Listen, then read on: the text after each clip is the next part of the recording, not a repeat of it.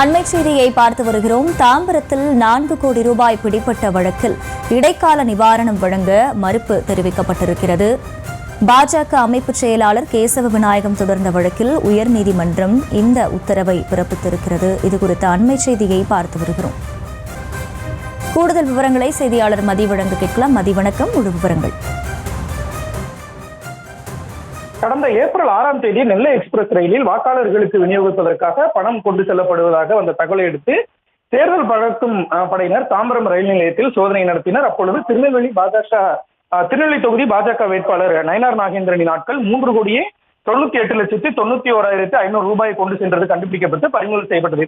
இது குறித்து தாம்பரம் போலீசார் பதிவு செய்த வழக்கு சிபிசிஐடிக்கு தற்பொழுது மாற்றப்பட்டது. இந்த வழக்கில் நேரில் ஆஜராகி விளக்கம் அளிக்குமாறு பாஜகவினுடைய தமிழக அமைப்பு செயலாளர் கேசவ விநாயகத்திற்கு சிபிசிஐடி சார்பில் சம்மன் அனுப்பப்பட்டது.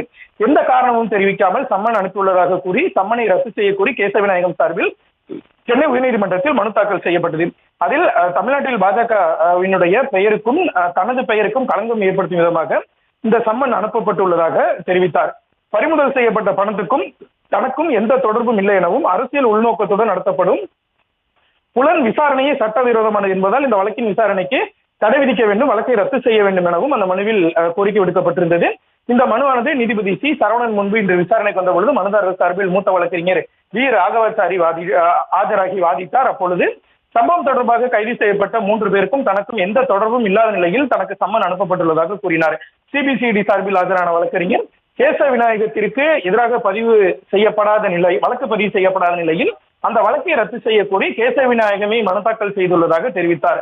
அப்பொழுது மனுதாரர் தரப்பில் ஆஜரான வழக்கறிஞர் இடைக்கால நிவாரணமாக இந்த விவகாரத்தில் தற்பொழுதைய நிலையை தொடர வேண்டும் என உத்தரவிடுமாறு கேட்டுக்கொண்டார். இந்த கோரிக்கையை ஏற்க மறுத்த நீதிபதி கேசவ விநாயகத்திற்கு எந்த விதமான இடைக்கால நிவாரணமும் வழங்க மறுப்பு தெரிவித்து இந்த மனு குறித்து காவல்துறை பதிலளிக்க உத்தரவிட்டு மனு மீதான விசாரணையை ஜூன் மாதம் 3ஆம் தேதிக்கு ஒத்திவைத்தார்.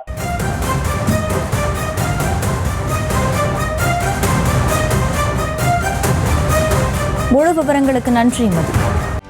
செய்திகளை உடனுக்குடனும் துல்லியமாகவும் தெரிந்து கொள்ள சப்ஸ்கிரைப் பண்ணுங்க.